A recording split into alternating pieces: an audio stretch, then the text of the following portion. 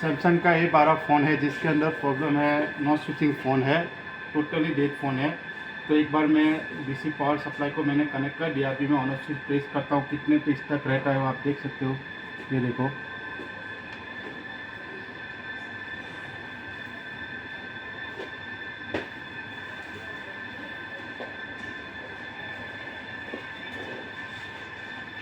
ये देखो 63 पे 91 पे स्टक रहता है। उसके बाद में मैं ऑन ऑफ स्विच को छोड़ दूंगा तो 0 हो जाता है। ये देखो, फिर से मैं ऑन ऑफ स्विच को शॉर्ट करता हूँ, ये देख सकते हो। तो उसके अंदर कौन से आईसी का प्रॉब्लम है हम स्टेप बाय स्टेप चेक करेंगे, सारे वोल्टेजेस को चेक करेंगे कि ये कहाँ से प्रॉब्लम है। लाइक चार्जिंग आईसी का प्रॉब्लम है, पावर आईसी का प्रॉब्लम है, सीपीयू का प्रॉब्लम है या ईएमएमसी का प्रॉब्लम है। हम पता करेंगे ये फॉल्ट को कैसे फाइंड करते हैं। तो चलिए देख लेते हैं। चलो थोड़ा प्रैक्टिकल थ्योरिकल हम समझते हैं कि सर्किट वर्क कैसे करती है। सबसे पहले मैं आईसी को ड्रॉ कर लेता हूँ। ये देखो,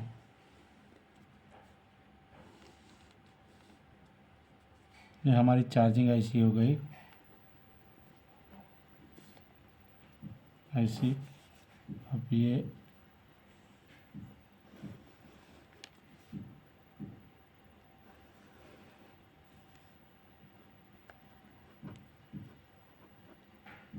पावर आईसी और ये सीपीयू हो गया।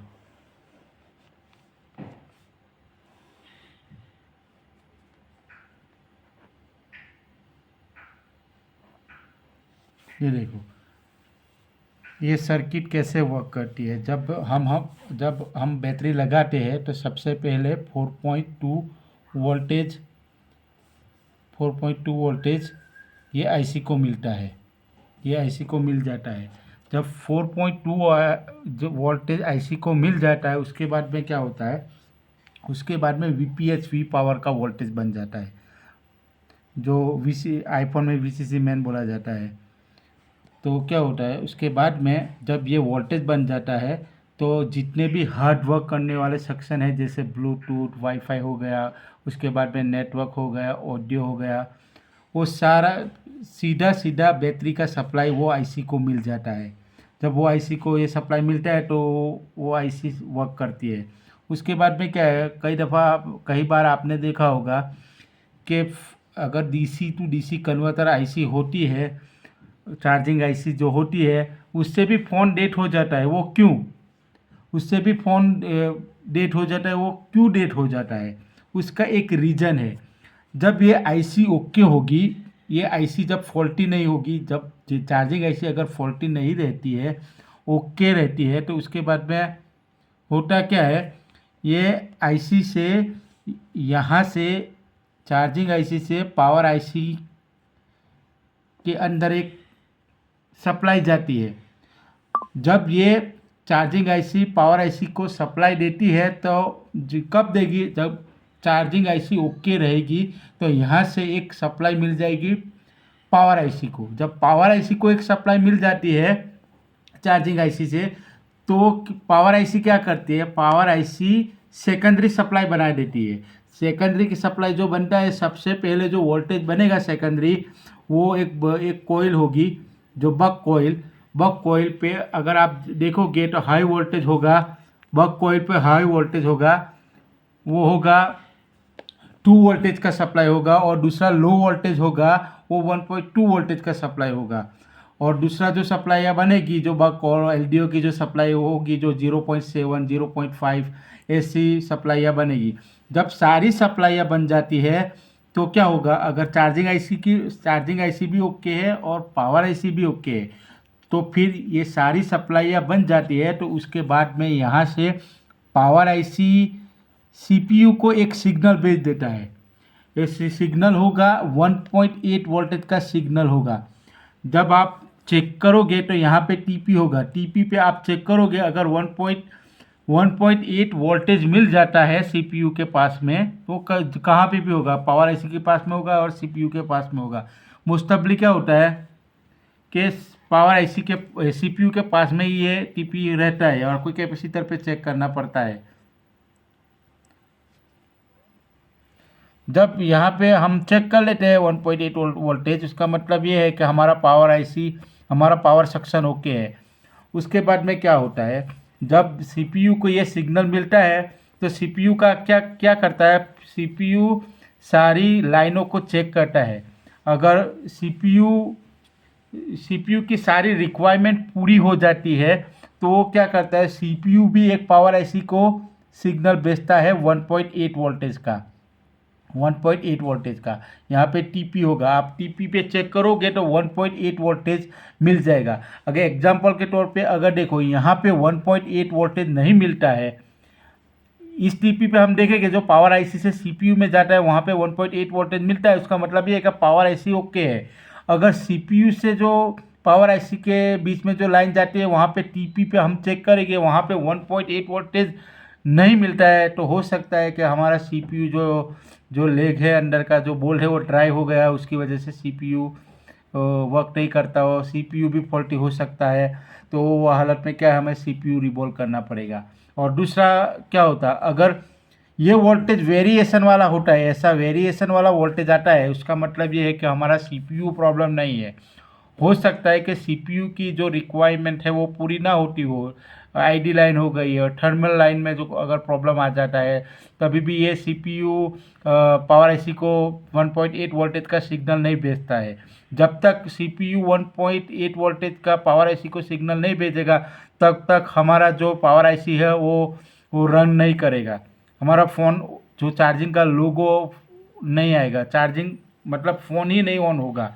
तो सबसे पहले क्या करना, हमें ये टीपी पे, दोनों टीपी पे चेक कर लेने का। अगर यहाँ पे 1.8 वोल्टेज मिल जाता है तो हमें क्या, हमारे को पावर आईसी और चार्जिंग आईसी को छेड़ना ही नहीं है। जब सीपीयू वाली साइड पे 1.8 वोल्टेज नहीं आता है तो हमें क्या करना है, सीपीयू को रिवॉल्व करना है।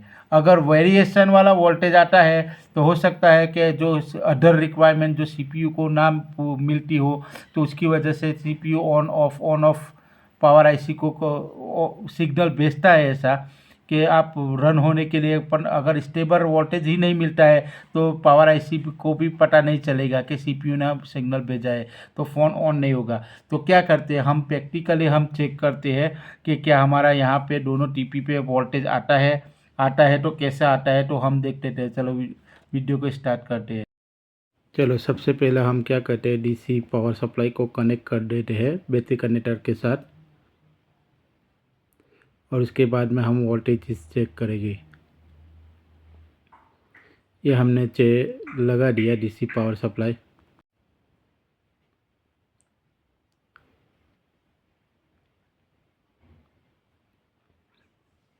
सबसे पहले हम वी पावर का वोल्टेज चेक करेंगे, जो 4.2, ये देखो ये वोल्टेज तो आ रहा है।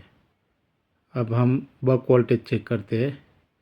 ये देखो ये बक वोल्टेज नहीं बन रहा है क्योंकि हमने पावर स्विच प्रेस नहीं किया है, तो ये वोल्टेज नहीं बनेगा। तो एक बार क्या करते हैं, ये देखो हम दूसरी कॉइल पे भी देख लेते हैं। ये देखो यहाँ पे तो बढ़ रहा है वी पावर का। जो कॉइल है 1.2 वोल्टेज की सप्लाई है वो भी नहीं बन रही है। ये 2 वोल्टेज की सप्लाई है ये जो कॉइल है, क्योंकि हमने पावर स्विच प्रेस नहीं किया उसकी वजह से ये वोल्टेज नहीं बढ़ रहा था। अब हम क्या करेंगे, power IC sorry on off की हमने प्रेस नहीं किया था, उसकी वजह से ये वोल्टेज नहीं बढ़ रहा था। हम क्या करते हैं, अब हम ये देखो नहीं बढ़ रहा है। हमें क्या करना है, ऑन ऑफ स्विच को शॉर्ट कर देना है। जब हम ऑन ऑफ स्विच को शॉर्ट कर देंगे तो हमारी सप्लाई बन जाएगी। ये देखो वी पावर की तो सप्लाई ओके है, उसका मतलब ये फ़ोन के अंदर शॉर्टिंग तो है ही नहीं। एक बार हम क्या करते हैं, इसको शॉर्ट कर देते हैं पावर की को।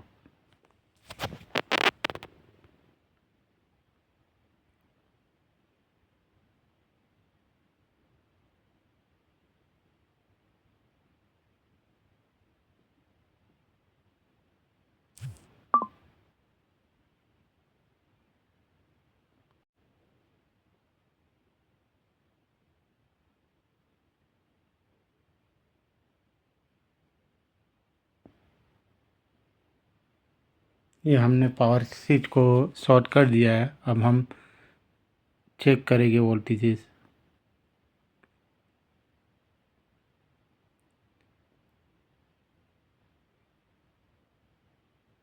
ये देखो डीसी पावर सप्लाई में भी 65 92 ऐसा वेरिएशन वाला वोल्टेज हो रहा है।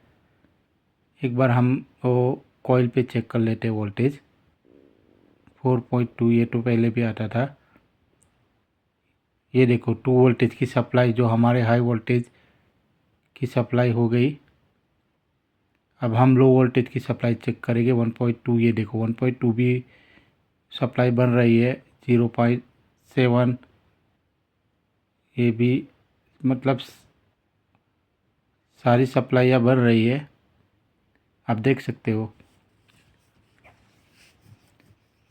एक बार हम क्या करते हैं, जो पावर आईसी से सीपीयू में लाइन जाती है वहाँ पे हम चेक करते हैं। जो टीपी मैंने आपको जो बताया था वो टीपी पे चेक कर लेते हैं कि वहाँ पे वो टीपी पे 1.8 वोल्टेज सीपीयू को सिग्नल मिलता है कि नहीं, वो हम चेक करते हैं।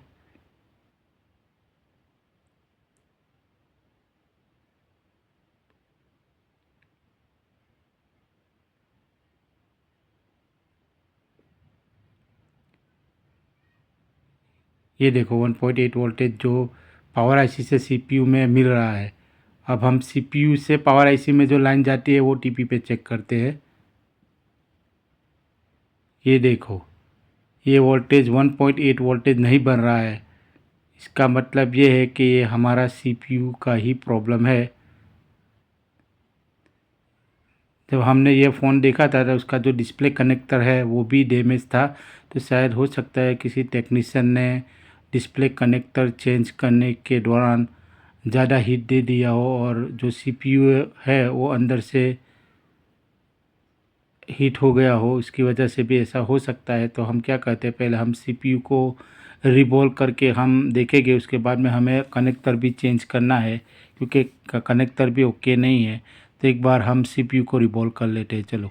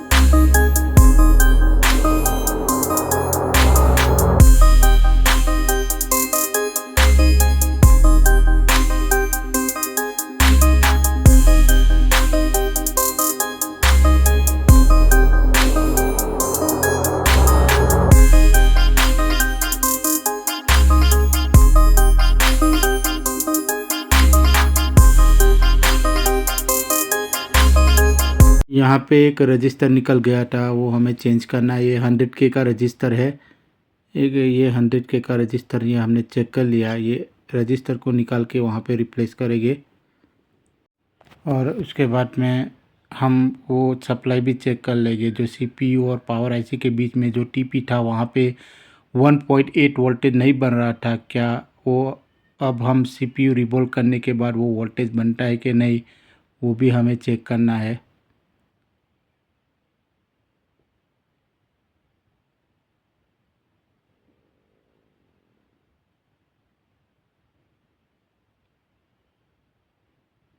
देखो हमने रजिस्टर को लगा दिया, जो 100K का रजिस्टर था। फिर हम ये कनेक्टर को रिप्लेस करते हैं।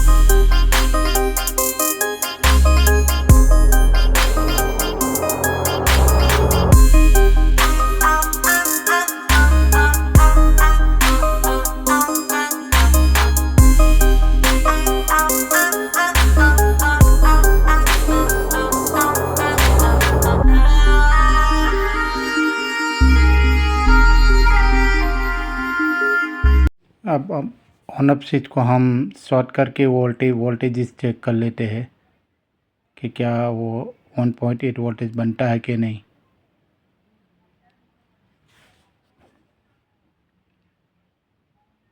ये मैंने ऑन ऑफ स्विच को शॉर्ट कर दिया है।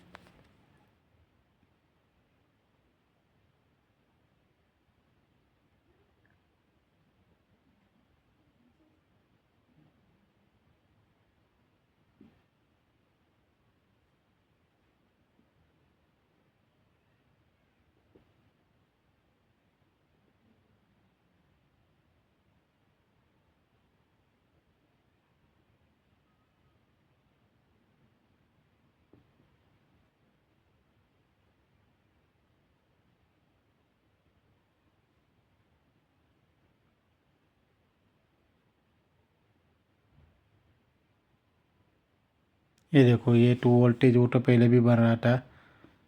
ये सारे वोल्टेजेस ओके है CPU रिवोल्व करने के बाद में भी।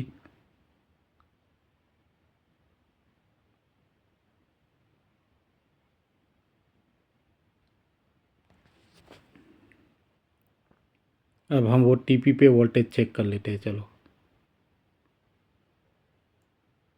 ये देखो पावर IC वाला TP वो भी ओके है, जो पहले भी आ रहा था। ये वाला TP पे नहीं आ रहा था। ये देखो, ये वाला TP पे 1.8 वोल्टेज आ गया। उसका मतलब ये था कि ये हमारे फ़ोन में CPU का ही प्रॉब्लम था। एक बार क्या करते हैं, हम फ़ोन को ऑन करके देखते हैं। ये मैंने ऑन ऑफ स्विच को जो शॉर्ट किया था वो निकाल दिया। अब हम चेक कर लेते हैं। चलो, फ़ोन को चार्जिंग में लगा के चेक करते हैं कि क्या हमारा लोगो आता है कि नहीं, चार्जिंग का सिंबल दिखाता है कि नहीं।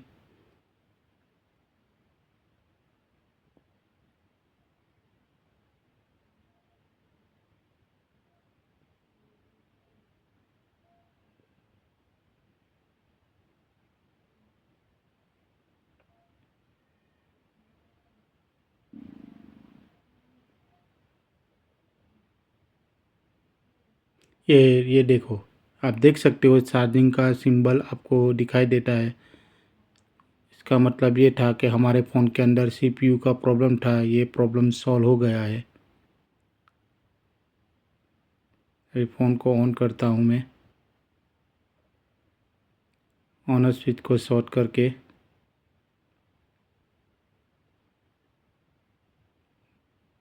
ये देखो हमारा फ़ोन भी अभी ऑन हो रहा है, बूटिंग प्रोसेस में है। अगर दोस्तों वीडियो अच्छा लगता है तो लाइक और सब्सक्राइब कर दीजिएगा। तो मिलते हैं कोई नए सॉल्यूशन के साथ, तब तक के लिए thank you for watching video.